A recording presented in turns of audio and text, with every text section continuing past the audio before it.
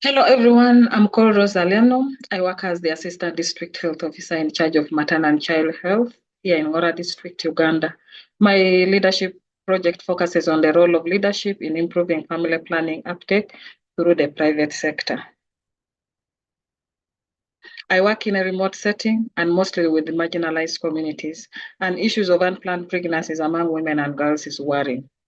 We know that there are psychosocial effects associated with the unwanted pregnancies. For example, a young girl dropping out of school because she's pregnant. In fact, the teenage pregnancy rate is quite high at 25.5%. We often get feedback from communities indicating high demand for family planning services, but the challenge is how to easily find these services. This is because the services are quite far from them. So we see accessibility as an issue here. Availability is not an issue because we have most of the family planning methods in the public sector.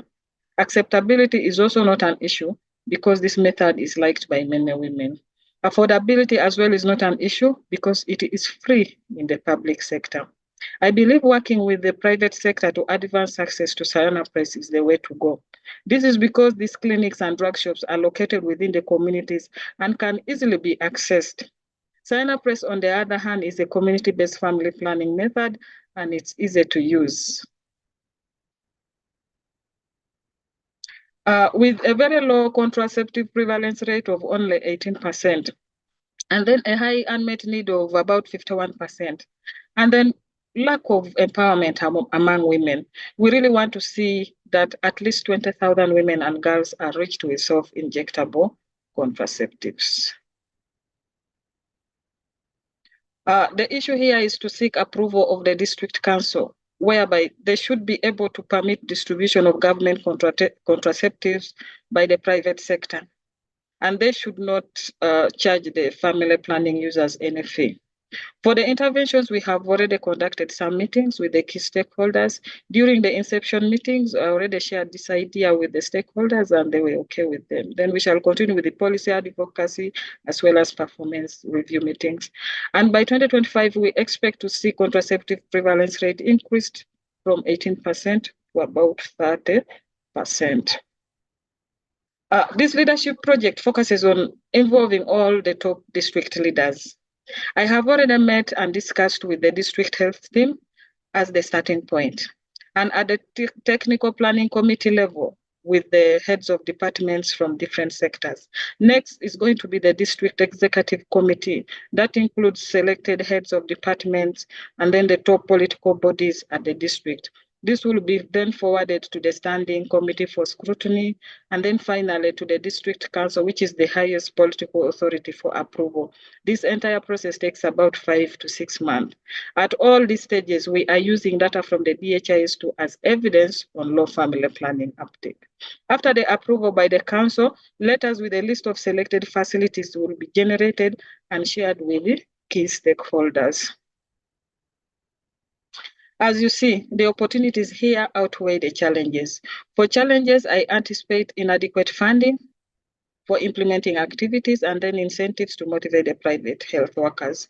Then stockouts of family planning methods, of course, and then resistance from some leaders because of using government products in the private clinics. Then religious affiliated health facilities may not participate in this program. Then poor male support, partner support leading to gender-based violence in families because of family planning use. Opportunities.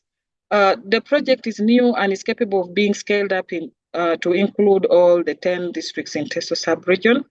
There is also an opportunity for the project to be presented in a national conference, and that includes the Safe Motherhood Conference, Family Planning Conference, as well as Quality Improvement Conference. The project generally has a potential for growth and sustainability. The project proposal is capable of winning grants from donors and then expanded to cover a wider area. The private sector itself has been a missed opportunity for expanding access to family planning methods. So with the authority from district leaders, having the private sector on board, and then Sayana Press in place, I am sure our contraceptive prevalence rate will increase from 18% to 30%.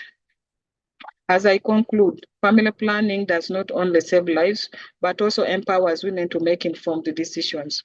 From the as I report, my dominant influence style is bridging. This could be because I feel for the needs and concerns of others and then find ways to involve people in the development of a solution. As a matter of fact, this leadership project is about influencing the district and political leaders who are key decision makers and policymakers on issues regarding health, equity, and rights. I therefore want to apply the leadership skills gained in this leadership journey as much as possible. Together, we can strengthen the health system.